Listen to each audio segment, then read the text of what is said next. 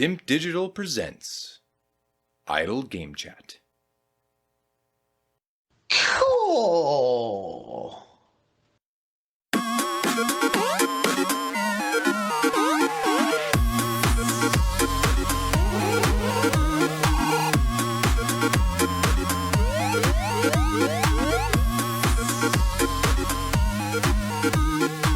Here we are then, the Fantasy Gaming League results are in. Well, they're not actually. We've actually still got a little bit of time before the official closing date. But for all intents and purposes, the competition's over. Got Mr. Apps here, joined by Mr. Logan and Mr. Paper to give a quick debrief of the season that was 2024. First of all, how are we doing, gents? As well as can be. He buckled. Considering what's going to be. Wonder who's going to buckle first there and say hello. Well, I can't remember what way round it was with Hall. Did Hall always used to go second? Was that his rule? So you always knew to go first? It was aimed at Logan mainly. Cause I think no, I don't. It's been so long since I've been on a recording with either Hall or James that I don't know what the rules are anymore. So I just take the usual approach now that I do for work, which is someone don't talk, then I'll just fill the void. If there's a second or so, you just dive in with something and then that's it, you're done. You can walk away from it. Exactly. Mr. Paper, how's it going? You've got your, for those that are watching, you can see the Grand Prix trophy there, which actually I think is better than the belt, but you know, that's how things work out. Trophies better than belts generally, particularly these sort of cheap ones that I got made. But yeah, you're the Grand Prix champion only in name for 2024 because there'll be a new challenger stepping up, which we'll get to. But you seem to have a bit of a smile on your face. Yeah, I like this. You know what's quite good for is you put it on the side and it's good for storage. So you just end up throwing stuff in it throughout the year. And now I've just had to just clean it out. So, you know. It's unbelievably disrespectful towards the... Just basically uses it as a spare drawer or a bowl. It's got holes in it, so you can't drink from it like other trophies. Yeah. It's about to go everywhere. So it's got to just be storage for... I was keeping an ET plushie in it recently. That's what was happening. There you go. Yeah, I was thinking that when I was looking at it, I was like, yeah, it has got holes in it, so you can't celebrate and drink out of it. So we were discussing just before we hit the record button, how many times does someone have to win something before it becomes their property? And I said 5 initially, but then 3 was thrown out there, and you were actually only 1 away from the Grand Prix and doing that. So maybe that'll be your trophy, and I'll get a proper cup that people can drink out of. That's the request, but. I think that sounds like a good request, though. The World Cup, the football World Cup, went the other way, and they've got a ball on the top, so you can't get any alcohol in it. No, because I have a small one. It had a little lid, didn't it? Yeah, a little top. They got lost in the bushes, and that dog found it. Tragically, I read up about that dog. It died on like I think it was on a walk or something, or it got hung over a fence on its lead. It left it on, and it went running off and got caught on something, and I was like, oh, that rumour. This was years ago when I found that out, but I thought I'd share that. Sounds like neglect from the owner, if anything. Well, yeah. I mean, most people shouldn't have dogs, let alone kids, so it's a different conversation altogether. As I mentioned, the scores aren't officially in, but they're as settled as things are going to get. The winners are all in name but confirmed. But at the end, you guys won't be here. Once the actual window closes, I will just run down the final scores, plus any records that have been concreted into the law books. But Logan, let's start with you. You were coming in as defending champion, and the curse continues. No one able to take that championship belt and defend it. Everyone comes up through the Grand Prix. They have their moment in the sun. They then win the FGL championship, sit there up on top of Mount Everest for a year. Then the following year, when they are challenged, they succumb to whatever challenge that is. What is going on? You can't even call it Spursy because it's a regular actually thing. Won something. Yeah. I think it's hard, right? Especially with the FGL, because there is a portion of it, or 2/3 of it, which you have no control over. So I think, and I'm not blaming anyone else, but far from it, but I'm just saying that is an interesting variable that does make it slightly more difficult. And I think, you know, it's I mean, there's a circumstance that's come to bite me in the arse this year. Ultimately, that's cost me. So I don't even necessarily think it's anything tactical. Sometimes there's just an element of fortune in it. And I'm not saying paper's lucky, but it is just the way it's worked out for me. In that this year it's not gone well. Ultimately, if all of my other games had done well anyway, it wouldn't have mattered, basically, because of where it's landed up. So, yeah, it's just like anything. It's harder to retain it, arguably, than it is to win it. Yep, fair enough. Paper, you've been through this dance once before, been all the way up, all the way down, and then back again now. What's your feeling on this? Because you've been both You've positively been able to benefit from this, but also been stung by the curse as well. And now that you're in the hot seat for next year, what are you going to do to change that? All curses have to be broken at some point. I think that's the interesting part of the curse is if I lose next year, it's the curse's fault, isn't mine, isn't my poor picking. If I beat the curse, then I can have another little achievement next to my name. So T-shirt, maybe. Yeah, maybe a Dimp T-shirt. I beat the curse. But it is. It's interesting if you look. I don't know how many years we've been going now for this fancy for this competition, but it is like 6 or so years in a row now that no one has defended, and so it's not like we were just saying this after a couple of years. It is every year someone comes up. I think my gut is telling me that you get up, you win because you want to. It's your first time there, or you want to do it, and the second year you could become a little bit more complacent. McGregor-like, a real fall from grace, potentially. Not quite, not out there raping and pillaging, but it's. I don't know what Logan's been up to be honest. I've left him alone most of this year, but he may well have been doing all sorts. He's in London 3 times a week, I've heard, so who knows what he gets up to. He's suffering, so we'll take that as a positive, as a yes. Indeed. Well, look, as it stands, as I said, we're recording this a few days before the official end, and all the scores I'll get to at the very end of this. 8-5-1 for Mr. Paper in the FGL Championship. 7-4-7 for Logan. Obviously, the gap there of 104. Logan, only 9 games scored. But even with a 10th game, insurmountable. So it could have been close as a really high-scoring game, but there still would have been that gap there.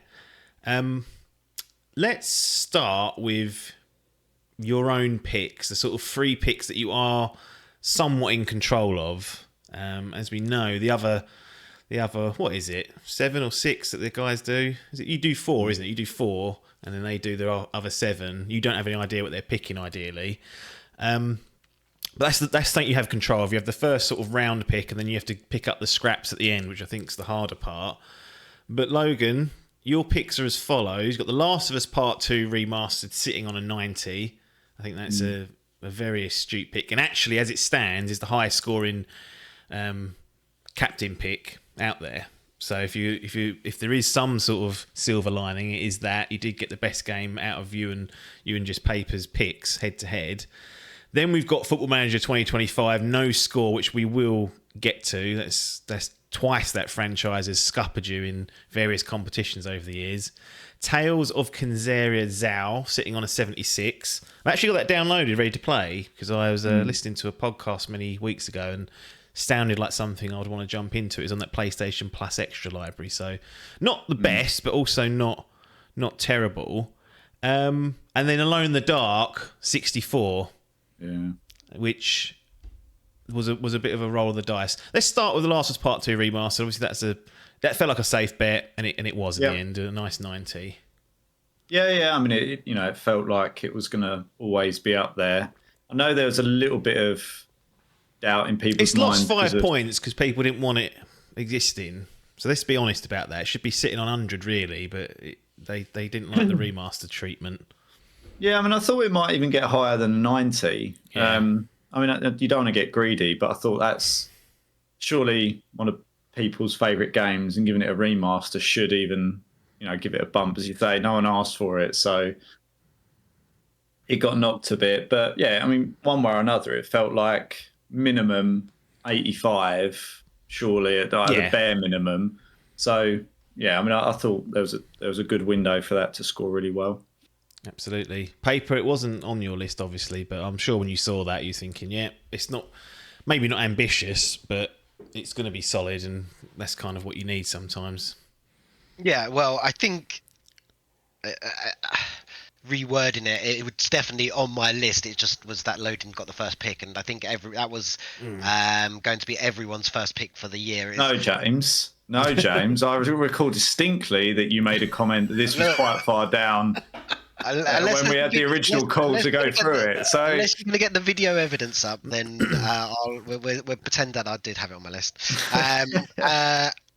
But yeah, I'm a big believer, and actually that what I'm going to say came back to bite me on the backside, but is in like you look at history of how games have scored, and The Last of Us is a really good game in terms of you can just look at the history of how The Last of Us 1, Last of Us 2, Last of Us 1 remastered and all that have scored, to know that you're going to do relatively well, if not very well, for that game, and it takes something dramatically going wrong for it to score badly.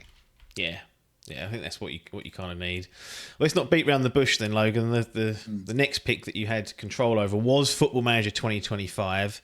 Yeah. Sometime conveniently after the transfer window had closed.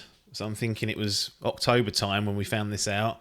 Yeah. We get the shock news, and it was shock news that Football Manager 2025 will not be releasing in its sort of normal November release date cadence, and it will be coming sometime in 2025. I mean, I've seen this happen before. I'm not saying I've never seen it happen before. I think WWE even cancelled one of their games one year. But it's very, very unusual for an annualized sports franchise game.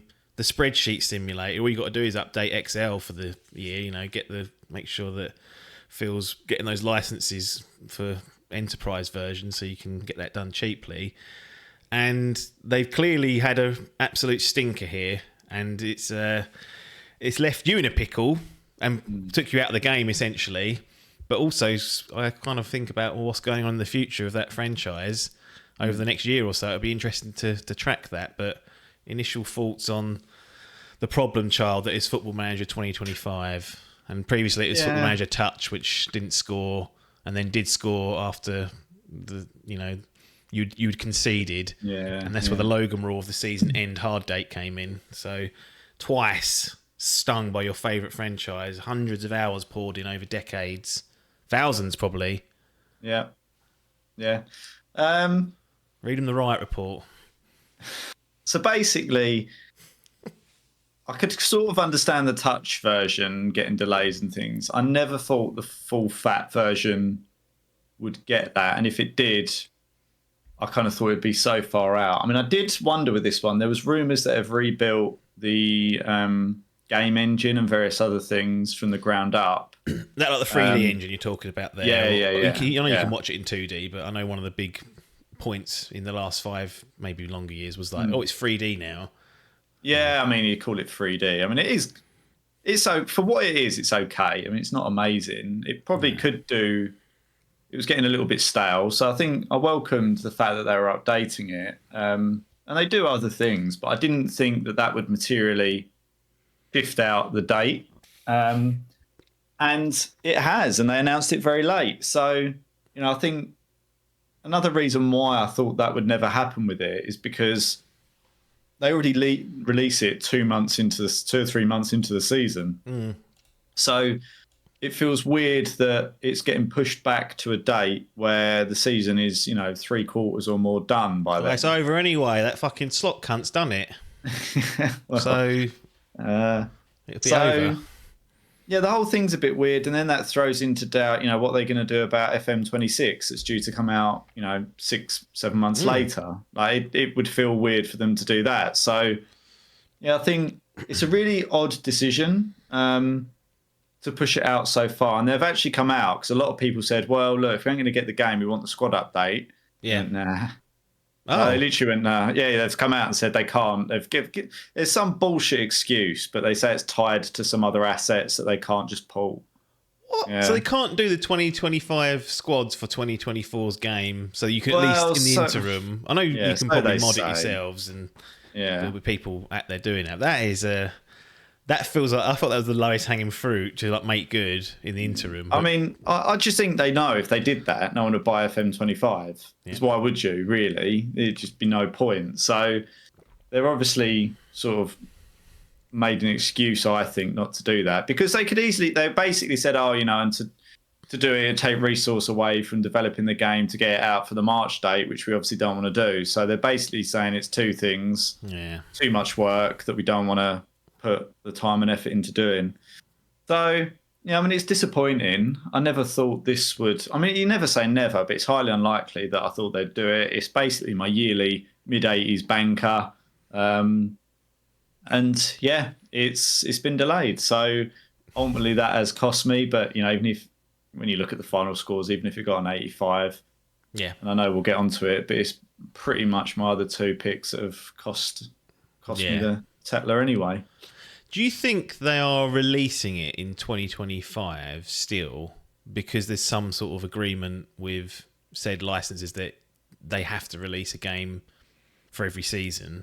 Because like we speculated when it was first announced, it's like, why are they not just saying, look, let's wait till next season, really hit it hard, fresh start, 2025 November, spend that extra 6 months just going for that one? Or do you think they've had to do it because of some sort of agreement where, oh, if you want this license for all these players and these leagues and these competitions, whatever you've got, you need to be releasing it on a... It could be the developer and publisher have come to that agreement as well. It could be that... Is it Sega that publishes it now, I think? They might say, well, we want one out for every season. Well, look, let me read you what they announced on X, right? They said, following the announcement of the delayed... You don't have X on here, Blue Sky or nothing, innit? This is X. We only do X. Many of you have called for an official FM24 we'll put this up on update Rumble after. Really rattle with people. season 24-25 data. This is something we've been exploring since the initial internal conversation about postponing the game's release. Having now scoped the work that would be required, and despite a good initial response from many of our licensors... We cannot lift assets that we are using in FM25 and make them work in FM24 without recreating them in full. The same applies to many of the competition rules, translations, and database changes that cannot be backported. The updated assets and data would both be required to obtain license or approval. They cannot be separated. This is a substantial undertaking which would take critical resources away from delivering FM25 to the highest possible quality, which we simply cannot compromise on. If you have pre-purchased FM25 and wish to seek a refund, then please contact your retailer.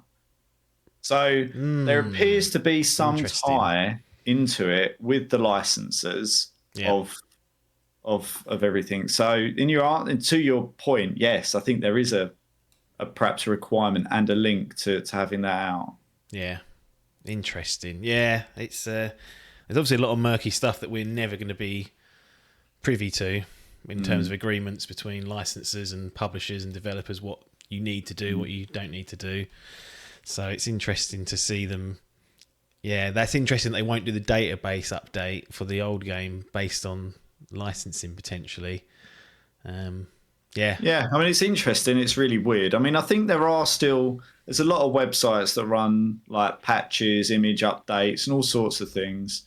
I'm never that bothered because it's okay for the first couple of years, but as soon as you start getting regens in and stuff like that, it all kind of gets a bit muddy anyway, and it doesn't really matter so much. But a lot of people do go for hyper realism and want that stuff. But I think that is slightly disappointing. Like, it would have made it more palatable if they'd gone, yeah, look, we're still working on it. Here's a data update to keep you going until March. But yeah, not to be. There you go. Not to be. Paper, when you look down Logan's list of various games that he'd been handed and picked himself, surely this one you'd have been thinking, well, that's not going to throw me a lifeline there. It's going to be high 70s, mid 80s. There's not going to be a problem with that. So you must have been absolutely delighted when you saw the news that it was being delayed, and also shocked because it is pretty unprecedented. I think we all just expect Football Manager to be somewhere between 80 and 85 most years, and it's sort of just a bit of one of those bankers that you can just add in, and especially so low down in your list. I think lots of people always have it on their list, but quite low down, so that if you get into the bottom end of it, you're going to get a reasonably goodish game. I think it was quite interesting with this one at the time because Logan was picking first. I was going to pick this as my second game, as in like at the same time as Logan. Because I thought it'd be funny mind games more than anything. It would have been great, by the way, if you'd have got that, and it would have cost you. I know Logan knew. Well, I assume Logan knew that I was going to do that. Hence why he put it in so high, because he knew the type of tactics I would try and play. But so the double bluff sort of is worked in my favour really. But it is a bit of a shocker.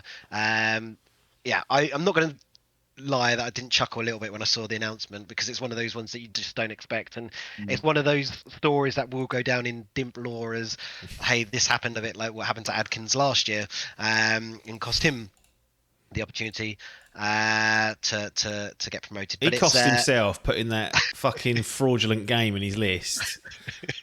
And he literally could have had anything else. Yeah, it wouldn't have anything, and it would have won. But yeah, it is a bit as a shocker, but it's I think it will make people uneasy about. Well, actually, that's a good question. Will people put Football Manager 25 into their 2025 list now? How will it score? Will Logan buy Football Manager 25? I don't know. These are definitely questions that are all to be answered. Will people put Football Manager 2025 and 26? Thinking it's going to get back on its normal schedule. I'm not asking you to reveal your Grand Prix plans, Logan, but does this now put a bit of an asterisk over the franchise? Or is it like, this is as worse as it could ever happen, it won't happen again because they've been through this, so therefore it should be good to go for another decade or so? I mean, you never say never. I genuinely don't know what they're going to do next year. And out of spite, you go, I'm not picking you now because you cost me.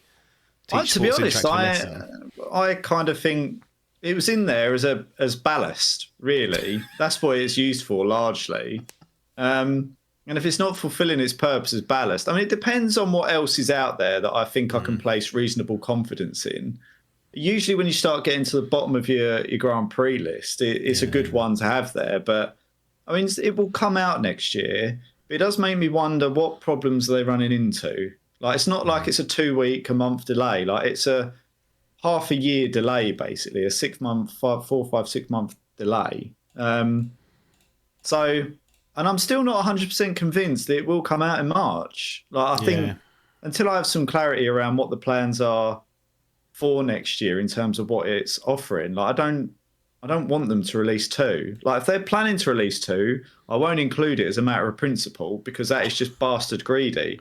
So they've got something to think about. I want some clarity before I think about what they're going to do and thinking about including it again.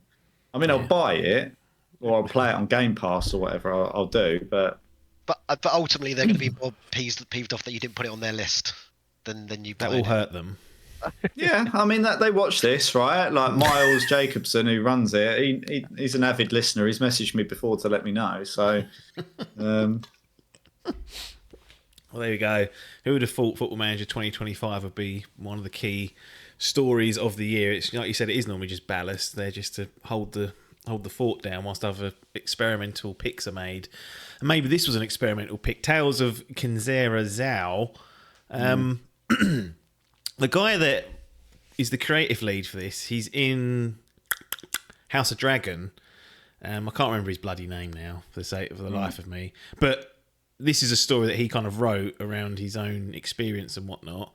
The word on the street is it's been unfairly chucked in this too much woke business, in that it's a story about a black man and his father, like trying to live up to his father's expectations, but has been for some reason dragged through the mud and all sorts of why are we doing this, blah blah blah. It's like it's the wrong sort of target for that stuff. I mean, I know there's certain things in Spider-Man 2 where you're like, what's that doing in there? Like, but this wasn't that. It was a genuine, heartfelt story that was close to him, and it kind of got targeted. Yeah. And some believe that it's better than the 76 it shows. But I must admit, I hadn't really heard of the game until you chucked it on your list. It's only whilst it was on the list that I was like, well, actually, I'll have a look at this. So I tracked it, and 76 is no disgrace in at number 9, but it's not going to lift up any holes that you might have dug out previously or later on. Yeah, I mean, it just looked like it had something.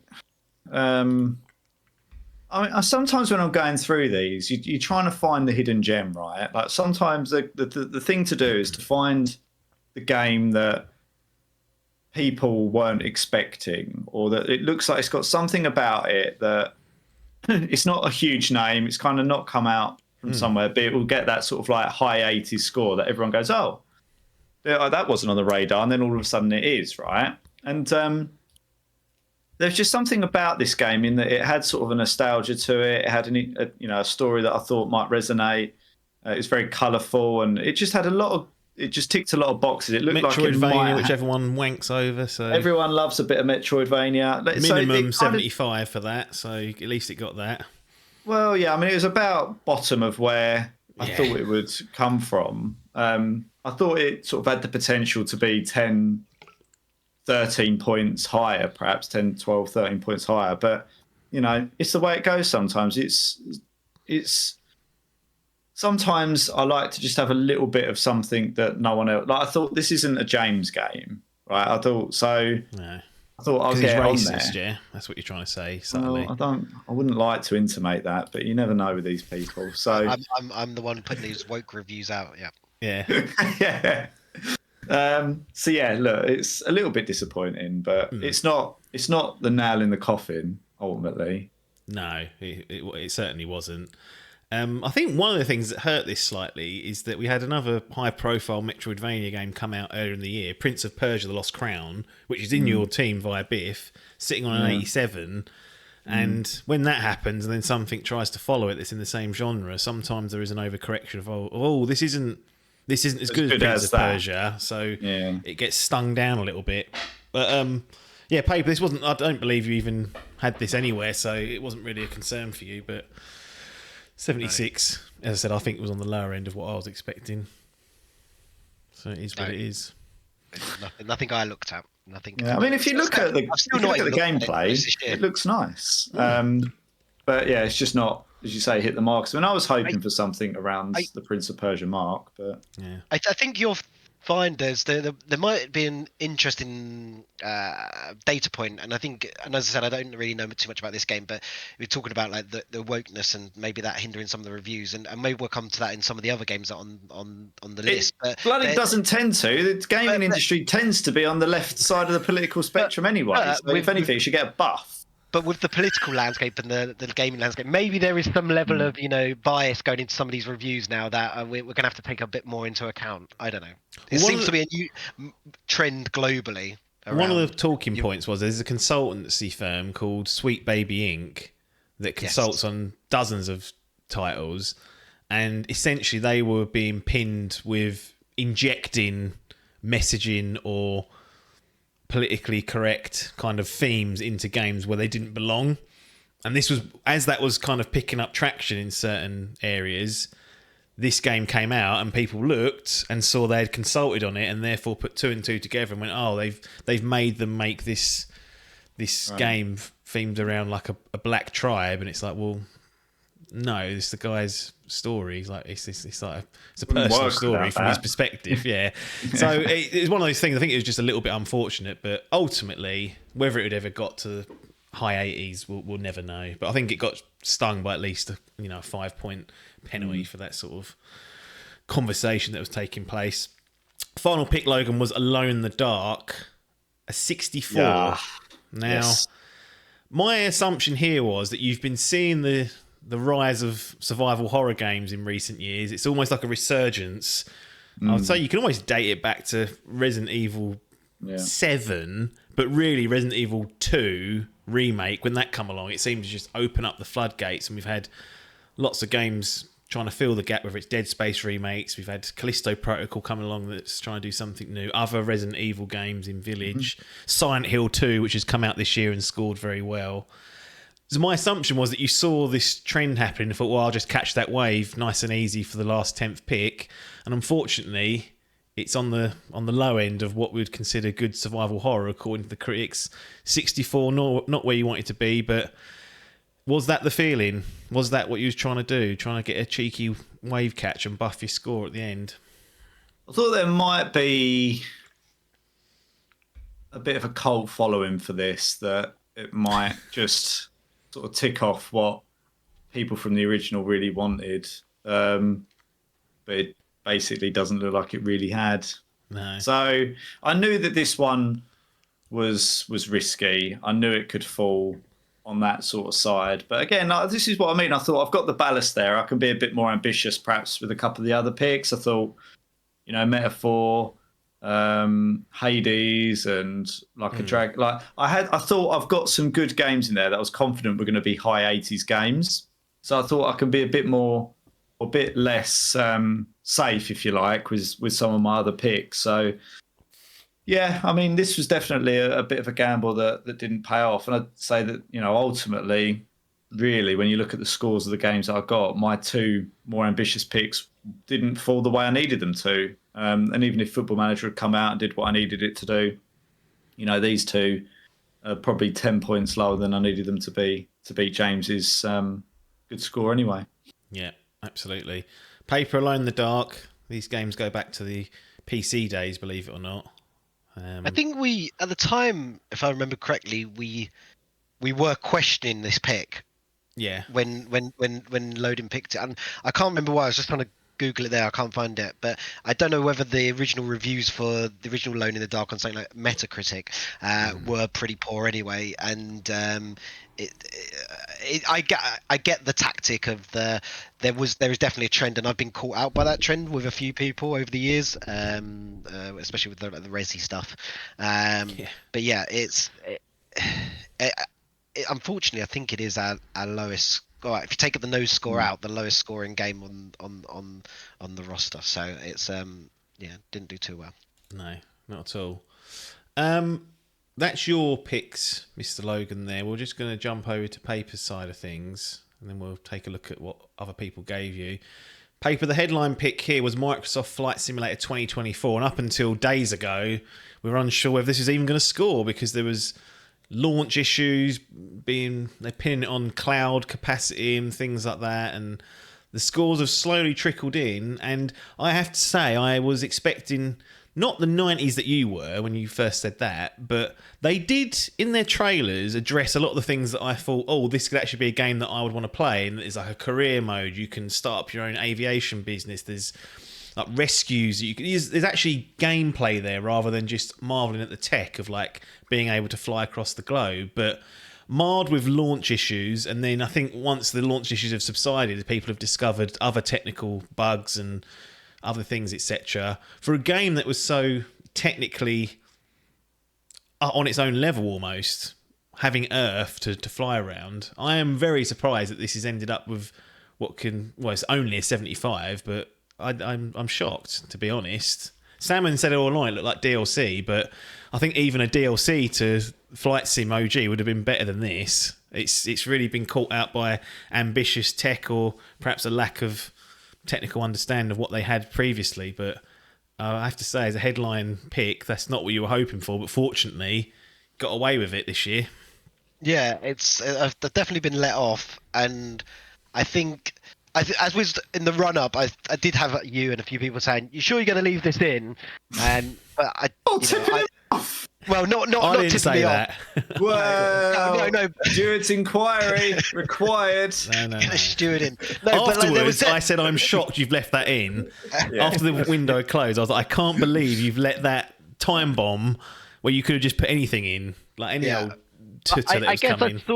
I sort of had the luxury at that point, knowing that that I was pretty much going to win anyway at that point, even though Football Manager hadn't been The arrogance. well, look, your games hadn't scored very well. Like, let's be honest. So, you needed to score. My game needed to score something like a 0, and you needed to score like 95 plus or something on Football Manager, and it was never going to happen at the time. So, I think I had a bit of a luxury that I didn't want to.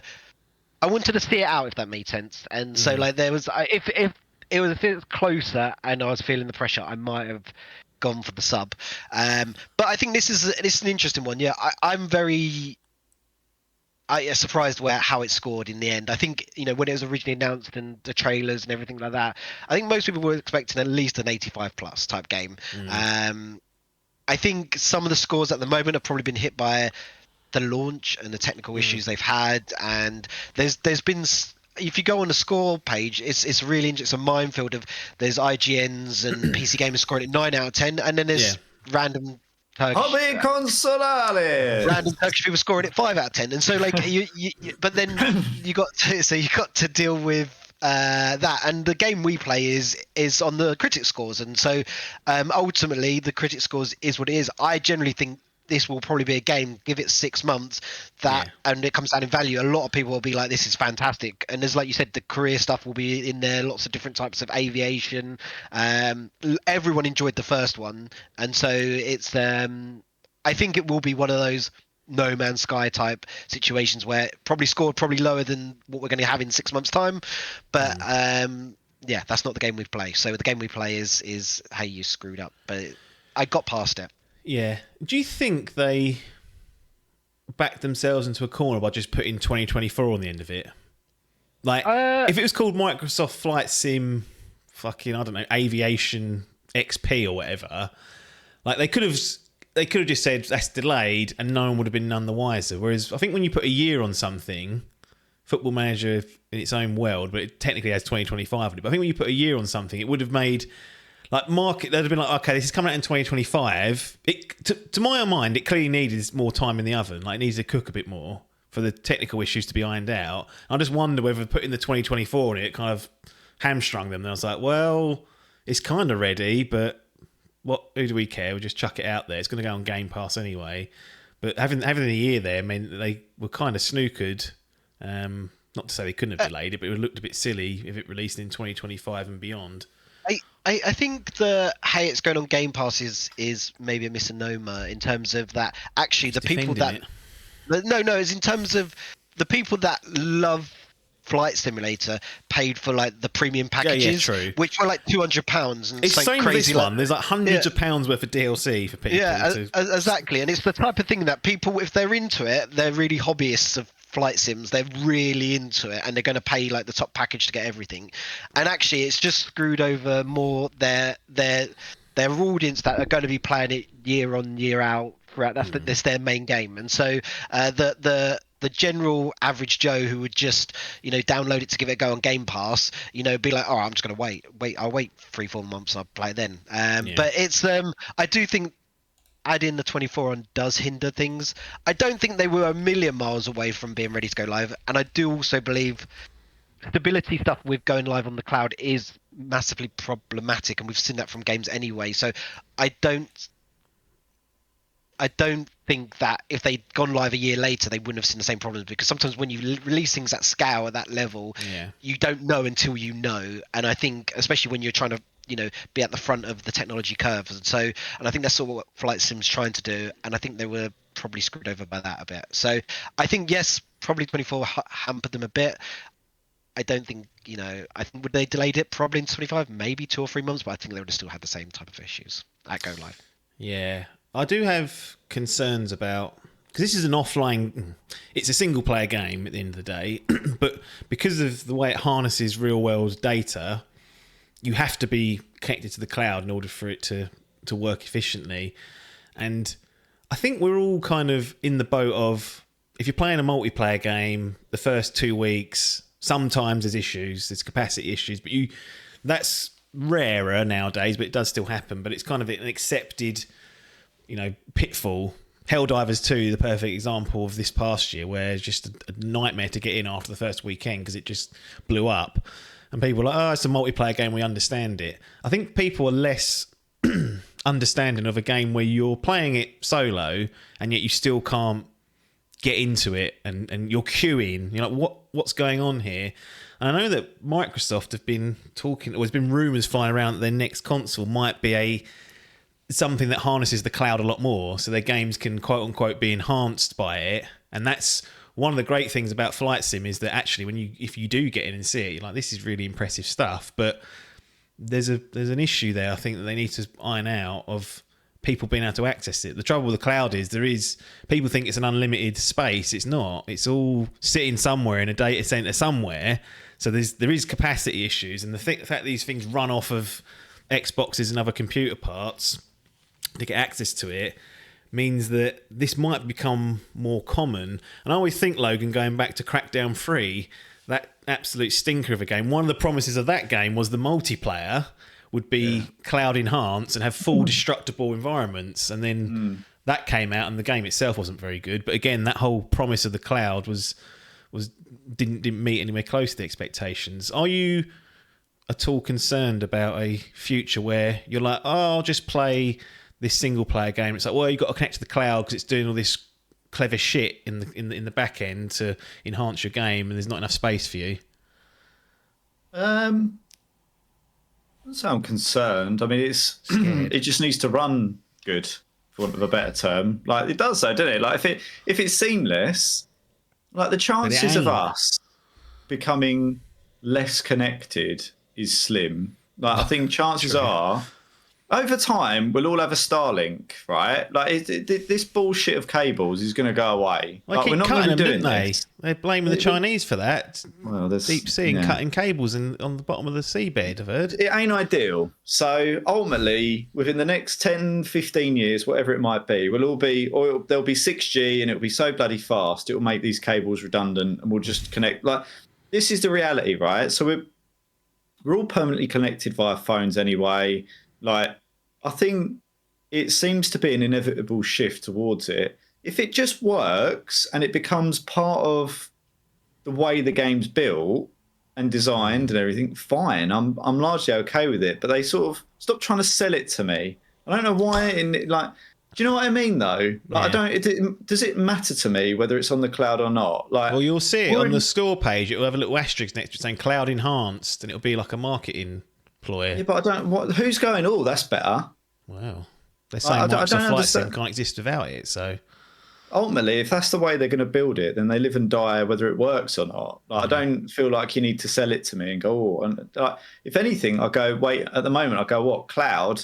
Why is that? Why are you telling me that then? What difference does that make? They're preparing you for it not to work on day one. Well, this is the thing, right? So it's like, make it work. Don't tell me about it, and I won't care. Like, I don't know why you're telling me about it, because it probably won't work, and I'll care, and they'll go, oh, it's that bloody cloud. It's not the game. But it is, ultimately, because it's without the cloud, it ain't working. So what are we doing?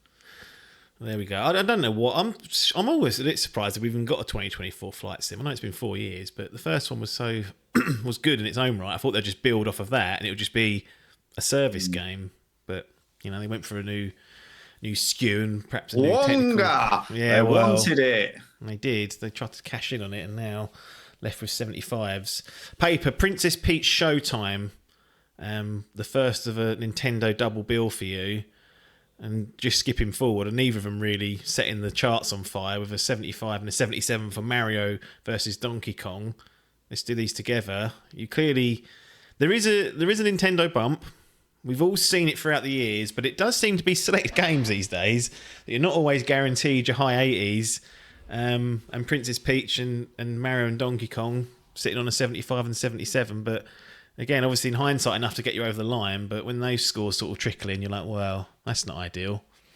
Yeah, I think the days of the Nintendo bump is probably long gone, and now it's definitely the good games should get the Nintendo bump, as you said, the select games. They've got a bloody Nintendo bump. Without that, they're a 70 and a 72.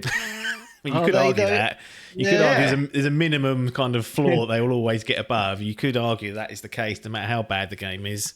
I think I think they're reasonable cannon fodder. I think they look really out of place this year, and because actually, when we get through to the other games have scored incredibly well on the list, and like when you then start comparing against that, there's in terms of when we'll get to the team people in the teams their picks, like there's only one game that scored less than 80, and so and that's very good. So it's and very poor by me and Loading on the other side of the coin.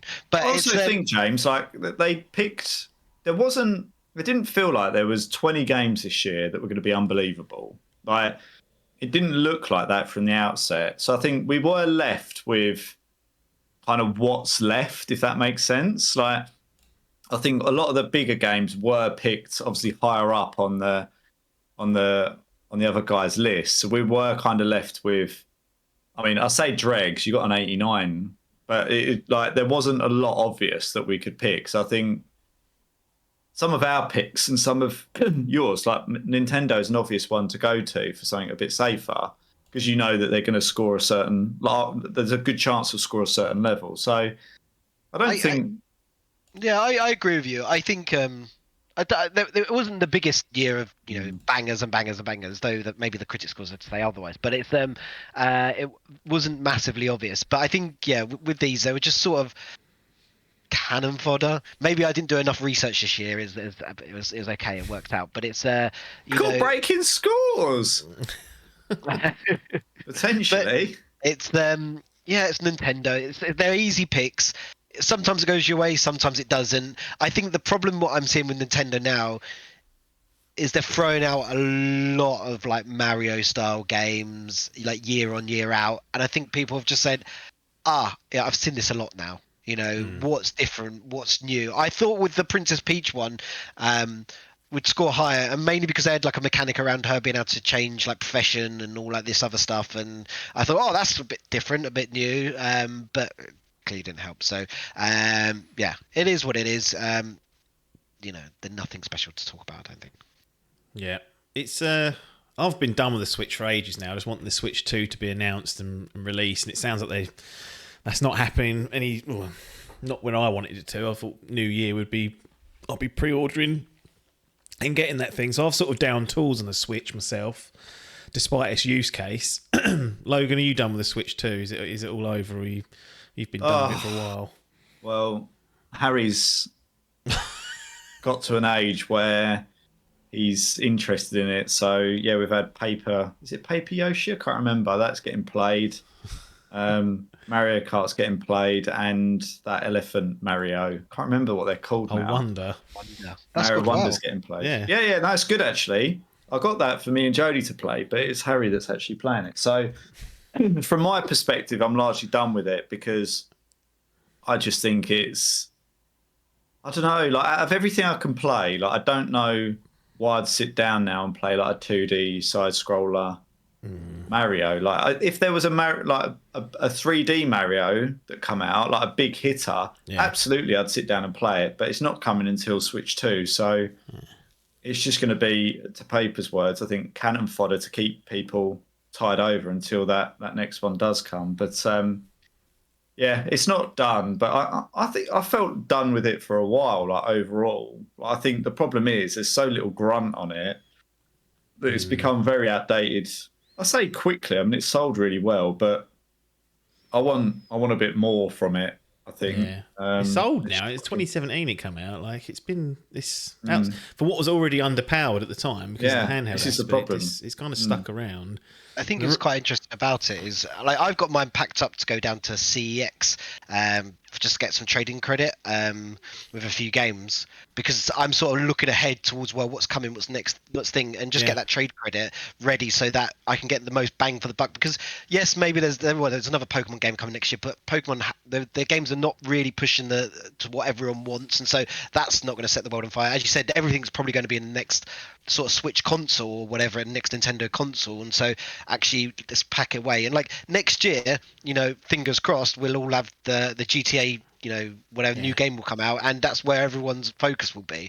I ain't gonna play anything else for a year. Exactly. So it's like you might as well get rid of all this stuff now, get the trading credit for it, and then you can spend on GTAs and whatever else you need it to. Yeah, I'm at that stage now where I need to sell it before the announcement, ideally. And there's nothing going to come between now and the announcement. I'm going to be like, I have to play it day one. It can all wait.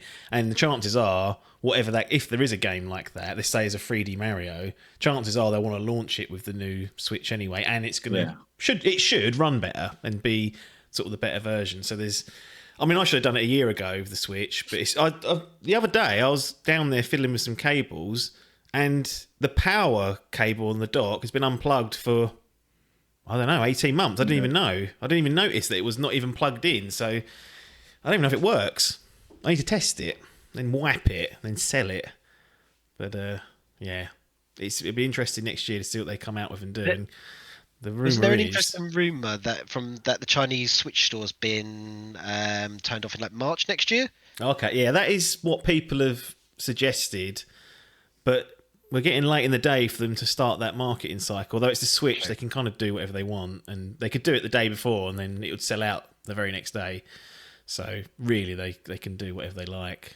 And it's interesting to see that both Sony and Microsoft have said they're working on handhelds as well.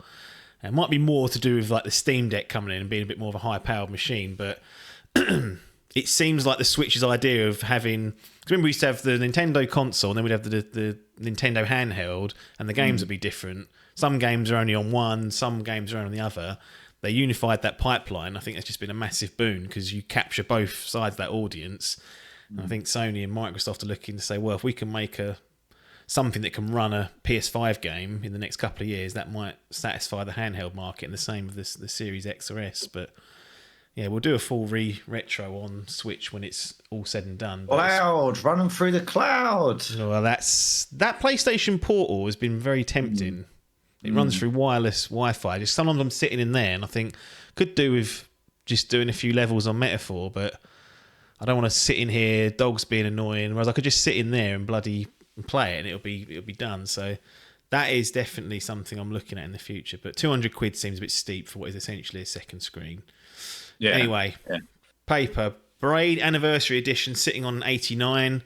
Shrewd pick, really, when it's all said and done. Sold like absolute donkey shit, unfortunately, for Jonathan Blow. The last I heard that they're really struggling financially, and this was supposed to be like a big boon to them to keep them going. And various videos I've seen of him talking, somewhat out of context, so who knows how accurate it is, have been it's a struggle, and he's not sure how much longer they're going to keep the studio open. But for your purposes, an 89 at 10th pick, it's about as good as it gets.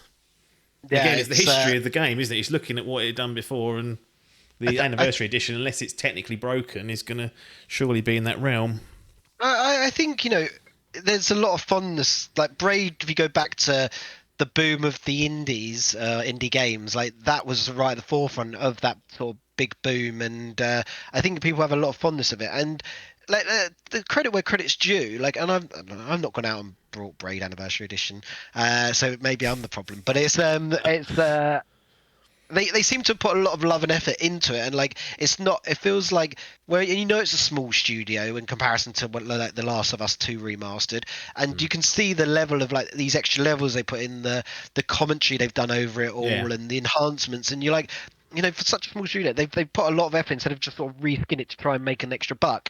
And it's a shame that it's not really paid off, because it feels like the little guys are going to get stamped on again, and the big guys are going to come along and just buy up the IP and whatever in the studio. So it's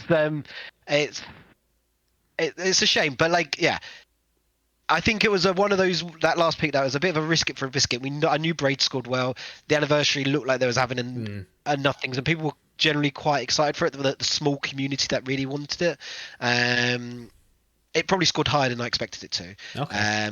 I was expecting maybe something like in the low 80s. I think it scored like 92, 93 or something in the original one. Yeah. But I thought, well, it's a new crowd, lots more critics and stuff like that. But it didn't have a massive amount of people, critiquing it. And sometimes that helps as well. With this game is like, sometimes if you get more of a niche game where you're only going to get the critics that really want to review it. Those that go out of their way to pick it up and review it, rather than feel like you have to because it's the big game of the week or whatever. Yeah, and you find that with sometimes some of the Japanese titles that get reviewed and stuff like that, they score really well, but actually there's only like 5-10 reviewers, and so it was a great last pick. And to be honest, probably like if Football Manager had come out, that might have been the difference between me and Logan being very close to scoring. Yeah, I mean, Logan, you compare the Alone in the Dark on 64 last pick versus a Braid Anniversary sitting on 89, tells a bit of a story there. Yeah, I mean, that's a 25-point gap with quick maths. It's pretty significant, right? It's one transfer. Yeah. It's a full transfer. Oh no, it's not more. How many transfers is that? Five. Yeah, half a team you could shift out for that. Yeah. So, I mean, really, it's that Alone in the Dark ultimately plus Football Manager that's cost me. But if Alone in the Dark hits, something like I thought it might, then and Football Manager comes out, it could be a slightly different story if Braid scores a bit lower. It's just the way it goes sometimes.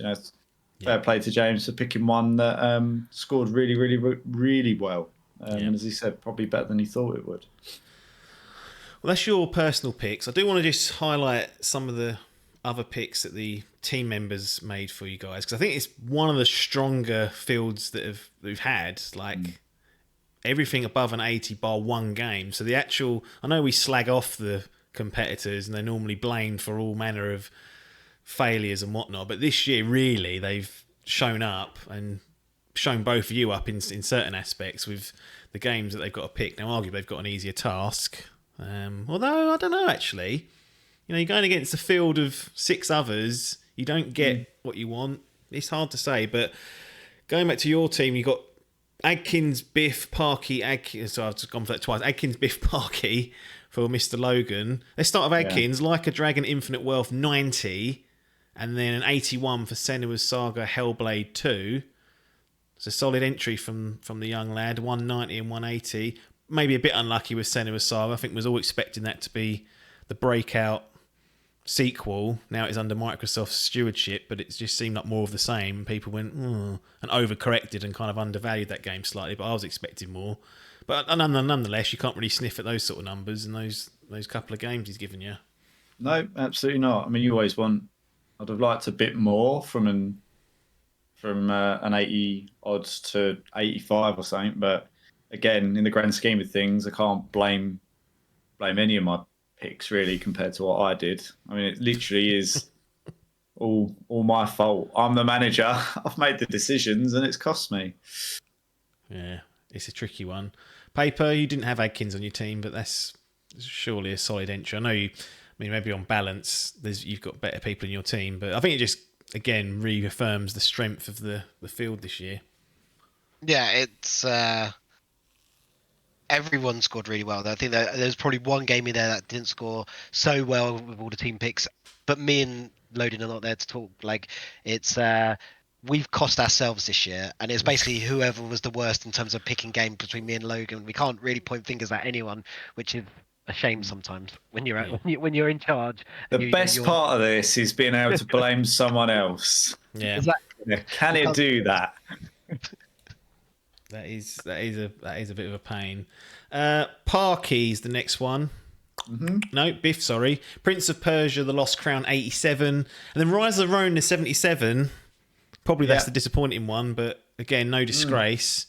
Prince of Persia we briefly touched upon earlier. That's a surprise, that level of scoring power for a Metroidvania game.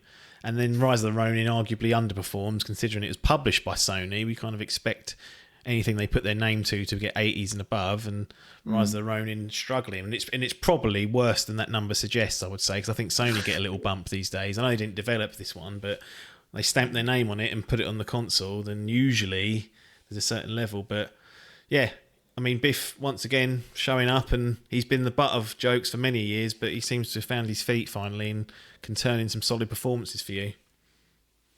Yeah, as you say, I think it's kind of leveled out. You expected a bit more from Rise of the Ronin, a little bit less, if you like, from Prince of Persia. I was a bit concerned about Prince of Persia. I thought, will that really resonate with people today? Because it was slightly different, to a traditional Prince of Persia game, if I remember rightly. Yeah, absolutely. No one wanted it. When it was first revealed, they went, no, we want the remake of Prince of Persia or a new 3D Prince of Persia. And what they showed was like a 2D Metroidvania, and everyone went, no! And then when it came out, they went, yes! As they often do, these fickle cunts. Yeah. So yeah, again, relatively reasonable. It would have been nice to get a bit more out of Rise of the Ronin, but it's difficult for Sony to release a bloody Last of Us or a whatever every time. It's a hard thing to keep doing without having the odd dip. Yeah, absolutely. And then we've got Parky, Hades 2 and Metaphor ReFantasio, 90 and 92 respectively, so an extremely strong showing there, double 90s. Now Logan, I have to query you on this Metaphor ReFantasio. In that September transfer window, you were querying whether you're going to get rid of this. And I don't say anything. My eyes widened when I saw that message going out there. You even Yeah. posted a screenshot saying this doesn't look like it's up to snuff. Now, I knew the genius of Atlas, and I knew that despite its looks, the people that will play these games will love it. And Parky held firm and said it looks good, and that was all that was needed. But you were wavering on this one, trying to roll the dice and do anything you could. Well, Imagine transferring that one out. I had been feet up largely all year on this, and I was like, well, I thought if I continue to be feet up and don't do anything with this and at least query it, but I was like, look, are you sure? Like, genuinely, I was like, and he said, yeah, keep it in. So I was like, right, okay. And I think we even had a discussion with what, replace it with what then? And I was like, I want nothing. Yeah. Like, but sometimes it's good just to ask the question and just test them on it to make sure that they're still awake and paying attention. I had hopes over this one because I knew it was another sort of Japanese RPG. I was like, surely The guys that make Persona, they don't really. you want those sort of scores, right? You want those sort of scores. But I think really even a 93 or whatever it's at now is higher than what I was probably anticipating, probably by sort of like 5 odd points. So yeah, Parky's smashed it. And I think with Hades and with Metaphor, they were both question marks at the start of the year, I think, around release dates, quality and things. So yeah, he's knocked it out of the park, the boy. Had you lost paper, would you have been putting an appeal in for Hades 2, considering it's early access? I know we went through all this and we've allowed it on the basis that if it gets a score on a page and it's in that calendar year, it's acceptable. But it is still early access. 1.0 will be coming in some point in 2025. And we've seen games like Baldur's Gate going to early access, scoring a 74, their page being nuked and then coming back out when the 1.0 comes, sitting on like mid to high 90s. But I know there's a lot of controversy about this specific point of there being early accesses. And my view was I don't want to police it. Let Open Critic police it, and then we all know where we stand. But had this bitten you in the backside, would there have been an appeal in the stewards, and we'd have got a Verstappen versus Russell type fallout in the stewards? I think rule of thumb is if there's a little sniff of an appeal, there's always going to be an appeal. Yeah. We're always going to go to the stewards to see what they say. James Rule 101. If there's a sniff of appeal, I will. You don't know, you don't know what the stewards are going to come back with. No. I think it also, when you appeal stuff, it helps future generations because you've got data behind, and to be honest, that's how certain rules have come into place in this league, is because there's been appeals over the years with things that we've been unsure at. Do I think I would have won the appeal? No. I think my gut tells me if it gets an Open Critic page and it scores, it's fine. I think I'm more annoyed by the Baldur's Gate stuff of when the page gets nuked and then re-added. That to me feels more fishy, and I don't like that. I would have rather if they created a separate page and called it 1.0 after or something like that. Fine. I just don't like the idea of when they nuke it. So it's I don't think I would have won that appeal, but yeah, it would have got an appeal just for the sake of it. It creates an interesting precedent now, because in theory we could have another nuking coming down the pike with Hades 2 when that hits 1.0, and Hades 2 might appear in back-to-back years because they nuke the page sometime next year. In theory, it's fair game to come back in again. As long as the key thing to check is if any reviews are over from the year prior, it gets DQ'd. With Baldur's Gate, for a little while, there was some older reviews in, but they did go through and remove them all from the contributing score. So that was the year where Adkins was like, it was all planned. Yeah. And I was like, the nonsense unbelievable. Yeah. And I was criticised for not pointing it out to him, saying I'm not wiping asses anymore. I ain't got time for it. It's the way CEO should always take responsibility. Exactly. Paper, moving on to your guys. You've got Adcock, Salmon, Hall in your team. He done it again and read them off twice. Adcock with a Final Fantasy Rebirth of a 93, one of the highest scoring games of the year. In fact, I think it might be close to being on its own if you exclude the DLC of Elden Ring. And then Persona 3 Reload on an 87. Again, he's been the butt of all jokes as Pac-Man over the years. He's been up and down the quiz and up and down this competition, but turned in a solid performance here and kind of rewarding you for picking him first on your team. Yeah, I think it's becoming a regular now where the Tom A's and 1 and 2 were in some sort of order in the pick. It's yeah, I think his picks were solid. Like I think Final Fantasy VII Rebirth scored probably higher than I expected. Higher than it deserved. Controversial Well, opinion, but I'll tell you that uh, much. It's good, but it ain't that good. well, yeah, but it depends on who the reviewers are, and that's the game we play. Persona 3, Reloaded. Persona's Persona. Like I think now is we got to the point a bit like if when everyone's looking for games to pick next year, if someone sees there's a Persona game coming out, they will just stick it on their list, knowing it's going to probably score very well. I think that helped Loading a few years ago, and it's definitely helped others. You did a Persona game, didn't you, a few years ago? I'm sure you did. I remember Battle Royale or something like that. I can't remember. But yeah, it's like none of us probably play Persona, but we all know it's going to score well. So it's 2 strong picks there by Adcock. Yep. Salmon, Tekken 8, and Black Myth Wukong 1982. I think Tekken is about where it should be, maybe on the high end, and then Black Myth nominated for various Game of the Years, won the Golden Joysticks, only an 82 of the critics though. But I think that's about.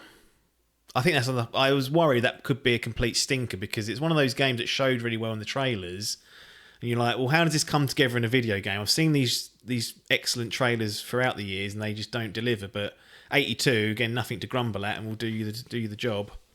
I think, yeah, like so Tekken 8, great. I think it was going to be high on a lot of people's lists. I think the interesting one out of Salmon's pick was the Black Myth Wukong. I think it was the only one on my whole list there that wasn't on my list originally, that I wasn't too sure about. And I think I kept questioning him throughout the year, saying, "You sure you wanted?" And he kept saying it was going to be good. I think going back to the early point where we talked about, do we need to be worried a little bit about like the woke brigade stuff of critic going into critic reviews now? This is definitely one of those ones that was interesting, like story leading up to it. There was a lot of like back and forth in terms of like the studio sending certain things out being misinterpreted and all this type of stuff. Yeah. I don't know it all with the details, but like there was definitely a lot of that stuff, and you don't know, did that hurt some of its score? Should it scored a little bit higher and that Maybe, some of it down?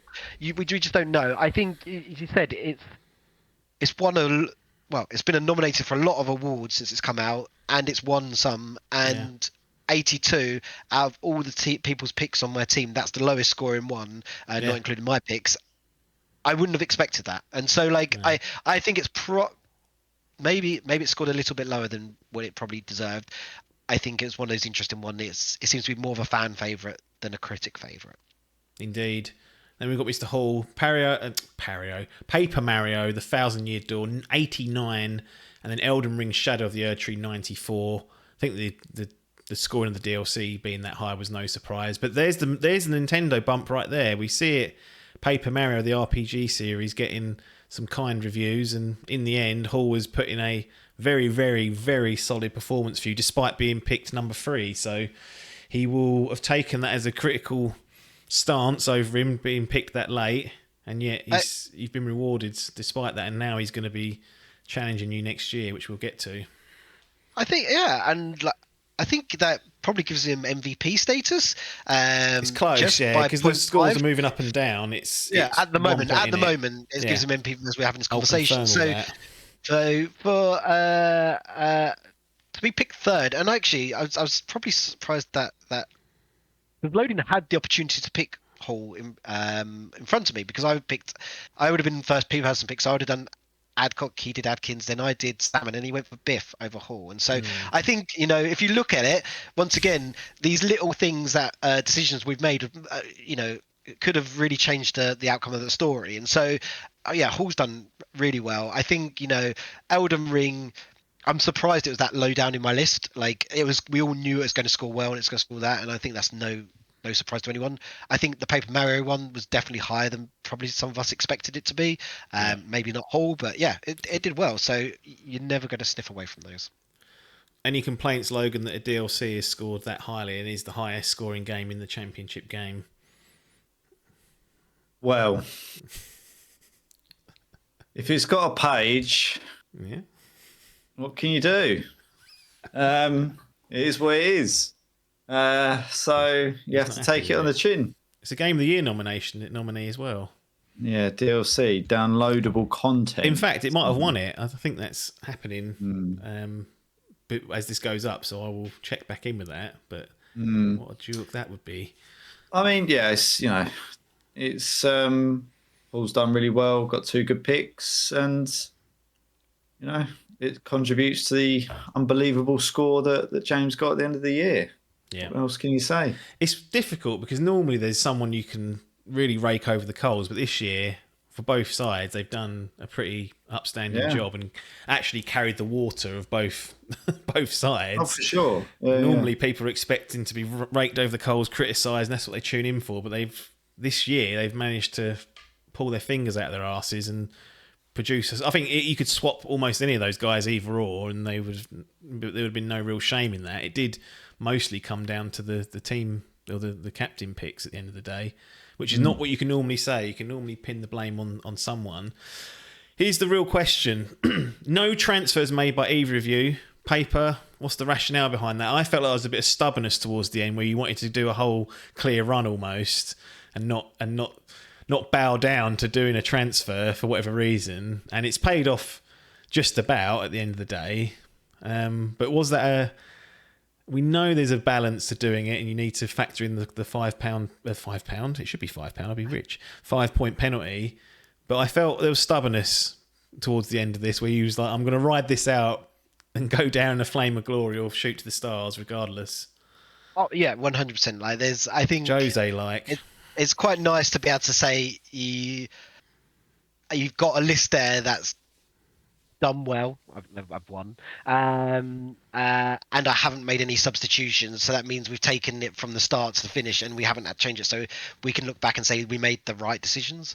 Yes, if it was close towards the end, Flight Sim probably would have been transferred out. However, that being said, would I? Because there's still a chance that could have scored 85, and like you said, there's always a cost associated. So if a game scores, I always think in my mind, there's no worth transferring anything out unless it's going to score below an 80. Because as soon as you transfer something out that's going to score 80 or above, you're probably not going to make that money or those points back too much. You might get an extra couple of points, but it's not worth it unless something massive drops that everyone knows is going to be a 90 plus. It's sometimes not worth doing it. I think with me, Mario and Princess Peach both came out so early in the year that it wasn't substitution sort of territory. So really it was just my first Flight Simulator, and I didn't need to do it, so I just didn't. Just to do the whole year without a sub. Same with you, Logan. I mean, you were caught out by a Football Manager, as we say. That's an unprecedented type of scenario. But again, for the most part, people looking at that will say, yeah, no transfers there either. Any stubbornnness on your part, or you just thought, well, it is what it is? I think Alone in the Dark came out reasonably early in the year, or in the earlier half, so once you were stuck with that, it was like you're kind of trying to make up ground, and throwing away 5 points on a gamble isn't always the best way to make up said ground.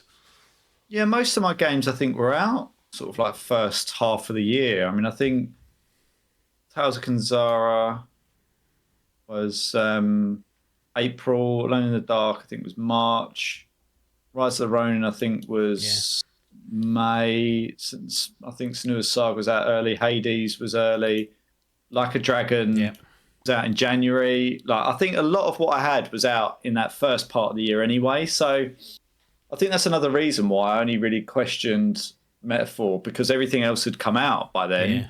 Assumed that Football Manager was going to get its yearly release and didn't see much point of transitioning or transferring that out. So there wasn't a lot to do, really. And there wasn't a lot obvious that was worth moving it for. To James's point, you kind of have to be sure that, or there has to be a reasonable level of certainty that what you're not going to get. Well, most of the time, what you transfer out for is because something's not got a release date. So it's kind of a no-brainer. It's kind of like nothing versus something.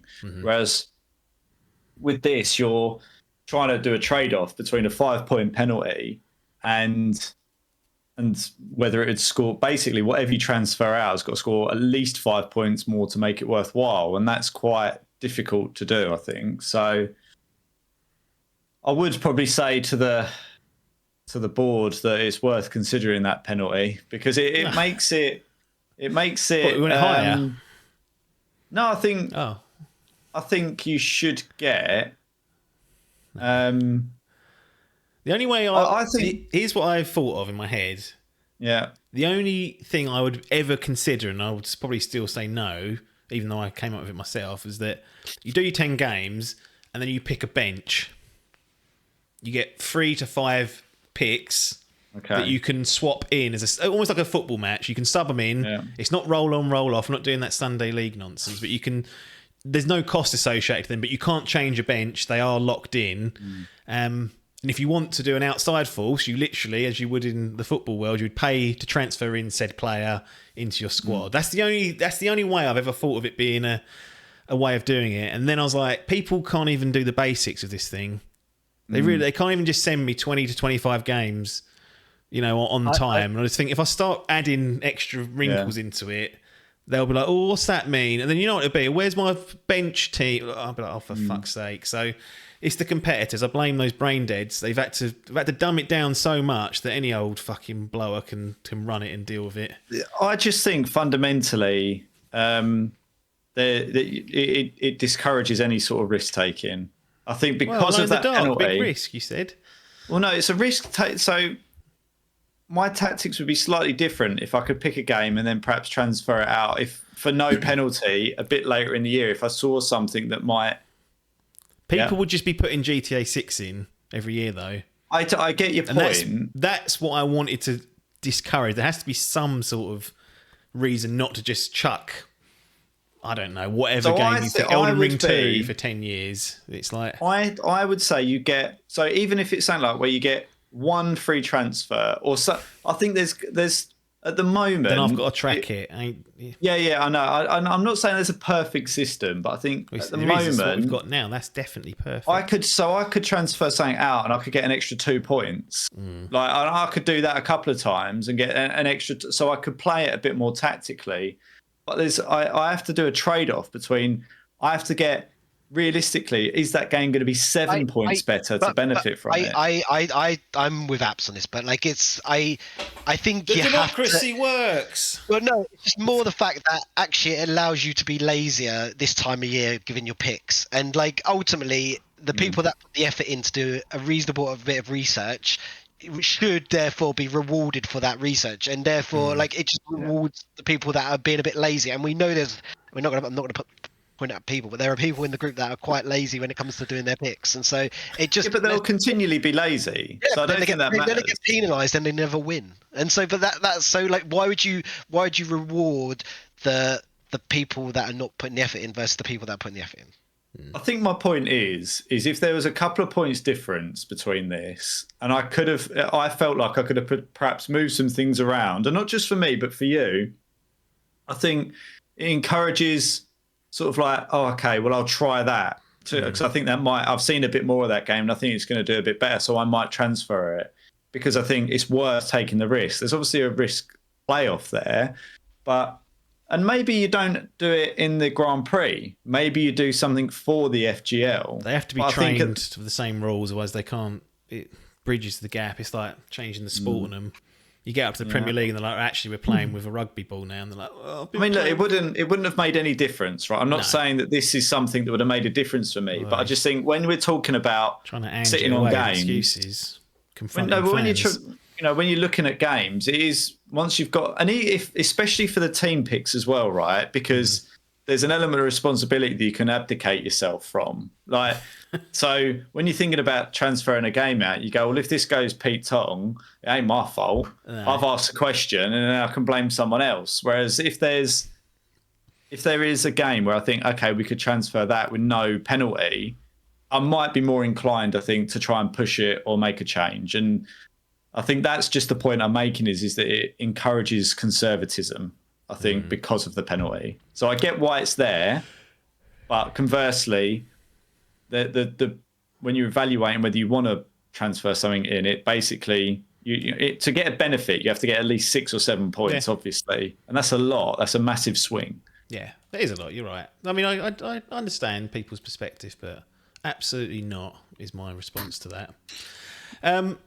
Let's quickly just we're not going to go through all the games and the Grand Prix competitors, but interestingly on your point, Logan, about transfer and it being a massive risk, Hall was going to win the Grand Prix, has won it for all intents and purposes. As it stands, a 20-odd point gap from Adcock, from Salmon, from Parkey, from Biff, from Adkins sitting down in last. As we know, this dictates the draft order that they'll be given for 2025, so it's worth keeping that in mind for paper. Logan, you will come in last, unfortunately, so Adkins will be 5th and you'll be 6th. You get bumped right down, you get relegated, so that's the path you have to walk, unfortunately. I've had people threaten to walk away after that, but they never do. We're talking about transfers being a massive risk. Hall won the thing with 5 transfers being made, 25 points squandered away, and yet he still has a 20-odd point lead there. So what's your response to that? Because he's rolled the dice there and shown the benefits of it, sitting on an 831, which obviously outdoes your particular score, and would have been 20 points off papers, so you can see where the points got flushed away. But it does prove that it's not completely detrimental, and can gambling or risking it for a biscuit has paid off for Hall, because his original team would have got nowhere close. Absolutely nowhere close. So many blanks. There's games he's transferred in and then transferred back out again. He's done double dipping, but he was on it and he's been rewarded with the Grand Prix Championship. Yeah, so my argument would be is that there's a lot of shit in the FGL, in the Grand Prix specifically, because there's got to be 60 odd games going on, right? So I think it's unusual for people not to do transfers there. The difference between no transfers that and the championship that me and Paper are fighting for is that there's going to be less transfers, because chances are you've already got a good set of games. So you're not going to, unless you end up with something ridiculous that someone's given you, chucked a real shit pick to the top and you get rid of it, you're probably going to be more likely to sit on it. And I think that the score differential in the Grand Prix is, at least when you look at it this year, you look at the spate of the scores, Hall got on 831, and then you got people down in the 600s. So look, it's paid off for Hall this year, but it hasn't paid off for him for a little while. He's been sloppy, and it hasn't worked for him. So it's worked this year, but I don't think it's the overall rule. That's fair enough. Paper, thoughts on Hall? I'm just going to answer the door back, but you carry on and waffle. Hall, I think what Hall has done this year is actually shown that he can step up. I think he's got lucky. No. But taking 5 transfers means you have to put a bit of time and effort into thinking about it. I think that's what it shows, is that actually if you put a bit of effort in and you try and think about it, you're not putting the effort in. You generally get rewarded. If you look at the group of people in a Dimp group, who's probably the least gaming agnostic, is probably me. I'm the one that's always consistently near the top, and I am the GOAT. Give me my flowers. I'm the double champ. So but it's because I put a bit of effort in. And I think there are people that are quite happy to throw a bunch of games out there and go quiet and then wait and say, someone go, are you sure about this game? And they go, oh yeah, it's not coming out, and I just repress. And that's when you don't get rewarded. And that's what's happened to Adkins this year.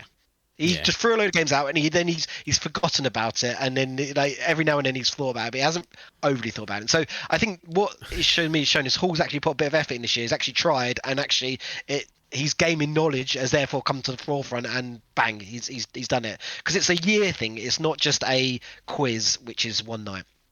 Yeah. I think Adkins, I don't necessarily think he's done that. If you looked at his list of games off the bat, you'd probably say, well, they all came out other than Football Matt. Again, he was caught out by this fucking... He was caught out by Football Manager, which makes it look worse than it is. But ultimately, it would have probably been maybe, if that had come out, he'd probably be on 770, 760 or something, which is still low. Yeah. But he's got EA Sports FC, which was about par, 76. He's got that for Ballast. South Park Snow Day, which was shit, obviously. Alone in the Dark. But then Luigi's Mansion 2, you might be expecting better than what it got. Yeah. Stalker 2, don't know. Helldivers 2 again peaked for us. Final Fantasy, Senua's Saga. Like, there's some in there that you'd probably expect them to do a bit better. So I would be looking at that thinking, well, is there a lot out there? But then Hall manages to get 5 subs and win it with an unbelievable score. So it can be done, but I don't think it was just a lack of.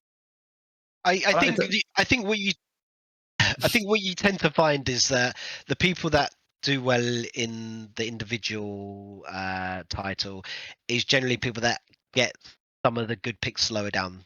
And generally, I think a lot of the time, most people near the top, unless something goes wrong, they're usually scoring quite well. But if you look at someone like Hall's lower down picks, Final Shape, which we probably all laughed at, was in the 90s. Astro, That's unbelievable. No one would have thought that would have been a high-scoring game this year. And I think sometimes it's also getting transferred it in. That's the highest-scoring game in both competitions. It beating out Elden Ring as it stands. That's the what amazes me as well is he managed to get Silent Hill 2 as a sub. Yeah, he got an 87. Like that for me is like. But then you take the 5 points off all of those, then actually they're very good scoring games, even with the 5 points off it. And so it's it's playing the game, isn't it? You got to put a bit of effort in, and you get a bit of reward. Yeah. Just a question, Apps. There's one that's what's the color code? So I tried to color code it in a way, and this is for those that are looking on the website and whatnot. Is that's the game that was transferred out so you could see like for like. That makes sense. The reason why there's 2 of the same color for Hall is because you transferred in Crusader Kings. He transferred out 33 Mortals, transferred in Crusader Kings 3 Rose Power, then transferred in Super Mario Party Jamboree, and I was like, well, I don't know how to even articulate this, so that's what I went with. But that's what I was struggling with. Not that anyone cares, but I like to see what was like for like, and you can kind of have a look. I was toying with putting the scores in, and I was like, it's getting too complicated, this thing, so we just leave it on the 5-point gap. Hall's won it then. Paper, as we close this down, he's going to be challenging you next year, 2025, 2 rivals. You've actually gone head to head before. You're the one who won the first ever sort of Grand Prix edition when the leagues went pro, and then knocked Hall off of his perch. He'd only beaten hand-picked opponents before that, and then he was beaten soundly by you, and that's why his titles only ever count as amateur titles. As soon as he took on the real competition, he crumbled. The first sort of real test, he was knocked out. But this is an old rivalry. They're called amateur titles. They are amateur titles. They're not professional league, are they? It's like that FA Vars. It ain't an amateur cup that is going to be won for that village. So it's 2 amateur titles of Hall. He's never won the pro league version of this, and you have the chance to not only break the curse but to snatch away Hall's opportunity at the Triple Crown, as we call it, the Grand Prix, the quiz, and then the FGL Pro Championship. There's a lot riding on it for you. What's your thoughts of Hall coming in? He is not going to want to lose to you, is he? I think there's probably going to be an interesting debate at the start of the next podcast with me and Hall about those amateur titles, and I'm sure that's going to cause lots of controversy at the start, and so that'll be a good conversation. It's clear as day for me. I think I've got a victory over him. For me, I'd love to win it again, but if I don't, I think I can walk away. I think it'll hurt him more than it'll hurt me if he loses. I think as you said, he will not want to lose to me. I think when I came in that first time, I came in with a real sort of guns blazing attitude and went for him, and it paid off. And I don't think he's forgotten. So he's probably going to be a bit like Godzilla, and I'm probably just like Maid Marian or whoever Godzilla picks up, and he's probably going to go for it. Combined two. Godzilla, just for clarity, Godzilla does not pick up Maid Marian. Robin Hood and Godzilla, yeah. But it's I think it'll be a good one. I think the interesting bit between me and Hall will be that like it is every year. When you flip the coin, do you go for the first pick or do you go for the people? I generally think if you look back at previous years, it doesn't really matter too much, as in like it could go one way or the other, and so like it's the talked himself out of his original point. Unbelievable. The key thing is who gets the pick and who gets the person. And so, well, I think that's the key thing. Is in I think that ultimately yeah, whoever gets what will win. That doesn't make sense, but you know what I mean. But I'm looking forward to it. I need to put a bit of time into the research of what games are coming out next year. Get all those fucking Nintendo ones, paper, so he can't have Yeah. them. That's the Well, key thing, and then he's clueless. well, that's the thing now, isn't it? Is Nintendo a good shout for next year with Doesn't everyone's now matter. going for the Switch 2? There's a lot of things to start looking at over the next few weeks. Because we've got a couple of weeks now before we are able to actually pick those games. So it'll be an interesting one. I'm looking forward to it. I'd love to take the title and be the first ever back to back and the first ever free time champion. My gut's telling me I probably won't, but I'm probably conceding too early there. Yeah. Logan, you've got to go back into the Grand Prix, back down in the doldrums, had a year of success, 6th in the pecking order for picks, so you're snookered in that first year. It can be done. Seen it. Biff done it from all the way from the bottom all the way to the top. And Hall was 5th this year and still managed to get it done handily. So hope shouldn't be all gone, but what's your thoughts on him to go back into that fucking trench war? Because it's a hellhole down there with 60 games flying around. Yeah, it's a lot more. There's a lot more admin to do, for sure. So it was nice to have Semi feet up this year. But yeah, back to square one, literally. Try and see what we could do next year. We'll have to, again, to Paper's point, not really too sure. I mean, I know the game that everyone's going to be going for next year for first. So when you're talking about who's going to get the first pick and who's going to get the first game, I'll definitely be going for the game. But try to influence him. Yeah, see if I can get some influence in. But yeah, I think have a little look, see what's coming out, and see if we can put a strong list together. Obviously, coming from 6th, we've got to take that into consideration. Yeah. Paper, final word to you, FGL champion. Close us out. What you got to say? I think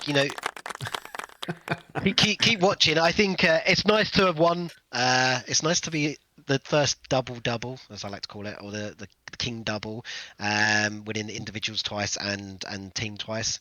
Maybe I'll get some respect put on my name at some point. No respect, but no respect ever needed. I think next year will be interesting as well. I don't think it's as easy as the first game.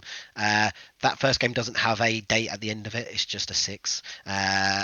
So who knows with the delay culture what might happen. So yeah, I think next year will be equally as exciting as this year, and I'm sure there's going to be many stories that we're not even aware of that will unravel and cause us to have a little giggle. So yeah, watch this space. Another year, another heated storyline and competition coming your way. Excellent. Well, that's it from these two. Thank you for joining me on this segment of the results show. Small transition here, and I will go through the final results along with any confirmed records, the classifieds as they call them, like teletext, waiting for that to roll in. So you'll get the actual final scores, and I'll try and bring them up on the screen for those that are watching so you can see them. But nothing more for us to say other than I will see you on the other side.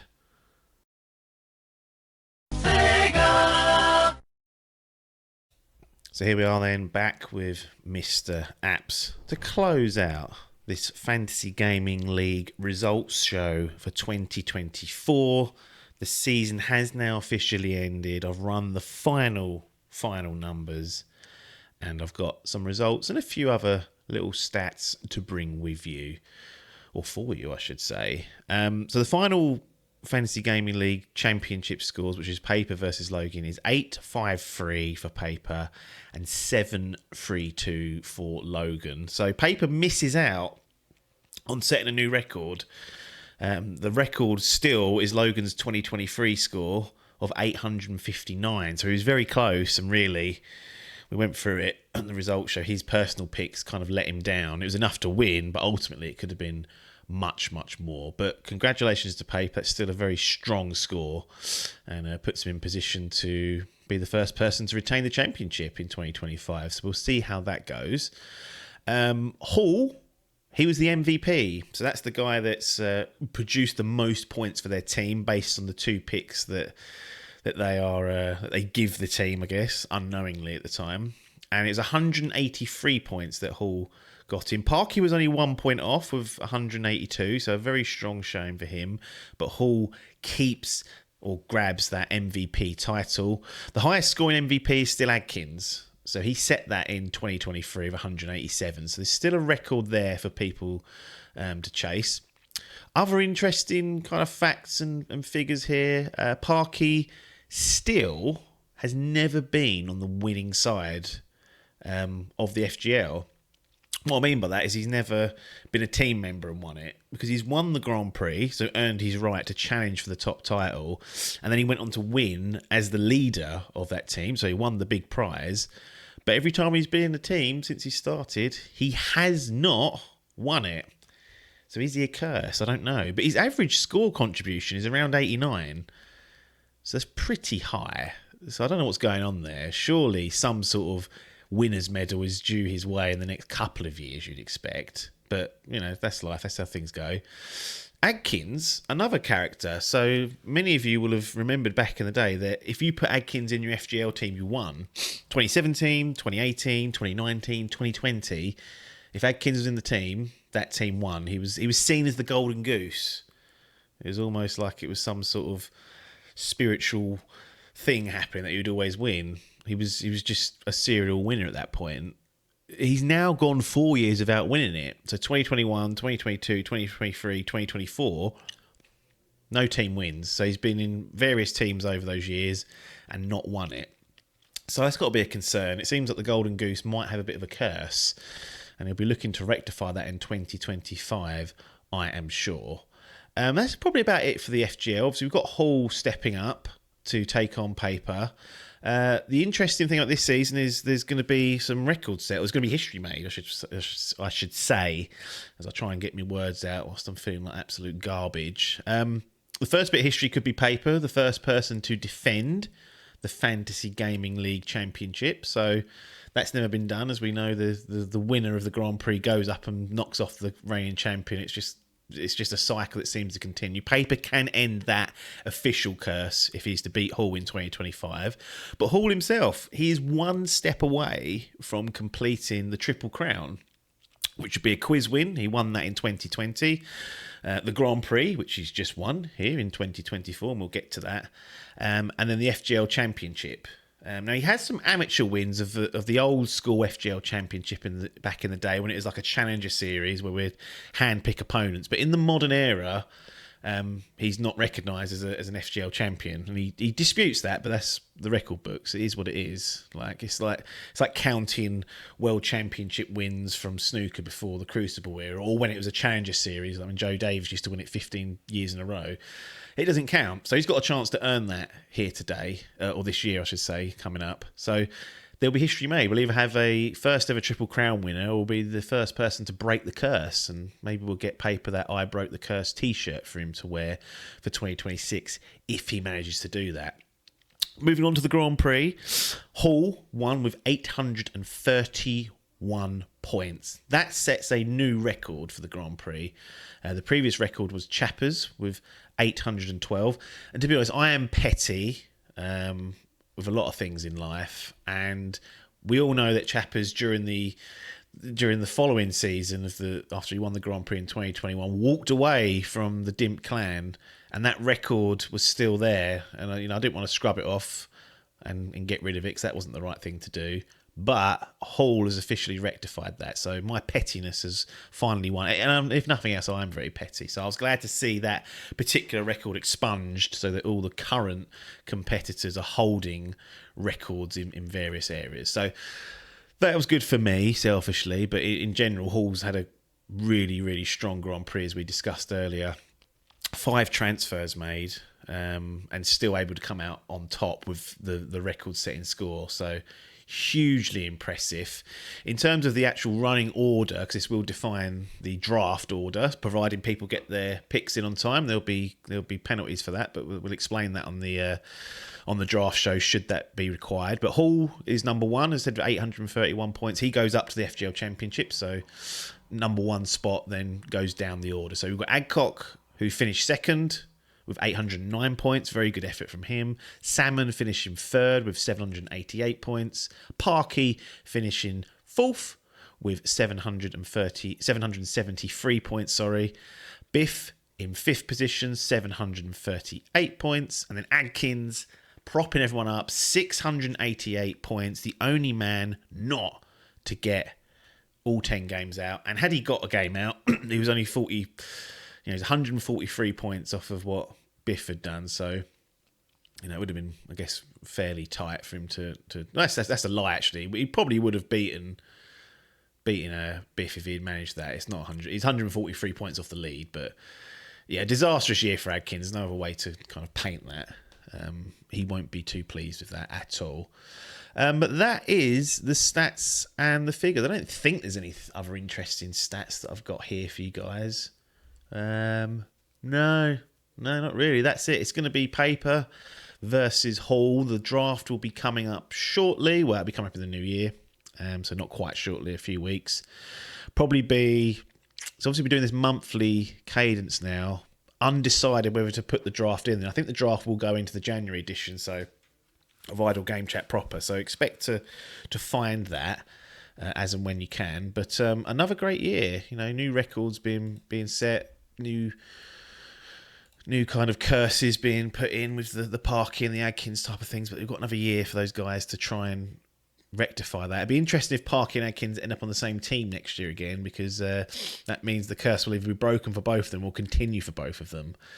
And obviously we've got Hall versus Paper, a bitter rivalry. It'll be interesting to see how those two interact throughout the year. And Hall will be desperate not to lose to Paper. There's a lot of pressure on him. Not only just he will not accept losing to Paper in any form of competition, but the chance to win the Triple Crown is right there in front of him. And, he will argue his amateur titles count. They do not. So this is his chance to prove that. A quiz, a Grand Prix. Can he make it the FGL Championship in 2025? Or will Paper make history and become the first man to defend the Fantasy Gaming League Championship?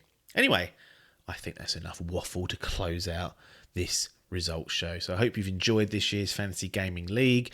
We'll be back early next year of the draft, and now we're doing a monthly cadence. Maybe there's an opportunity to do monthly updates of the FGL if there's anything to update on.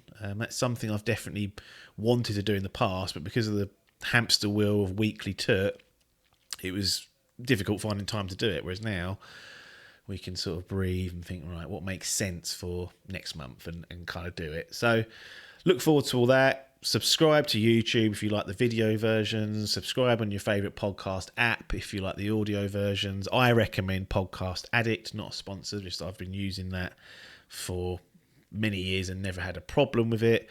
And obviously, if you want to support us on Patreon, you can. Patreon.com/Dimp Digital. You'll get early access.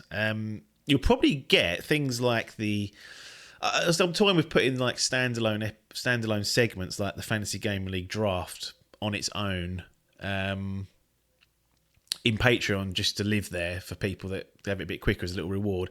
Everyone will get it as part of the monthly magazine show that goes live in January, but just as a little extra sort of reward for those guys there, because we do appreciate people putting hand in pocket for this shit show, which is what Dimp Digital has become. But you guys seem to enjoy it, so we'll carry on doing it. Anyway, I said I was going to stop waffling. I didn't, but I will now. Nothing more for me to say other than thanks for your time and ta-da.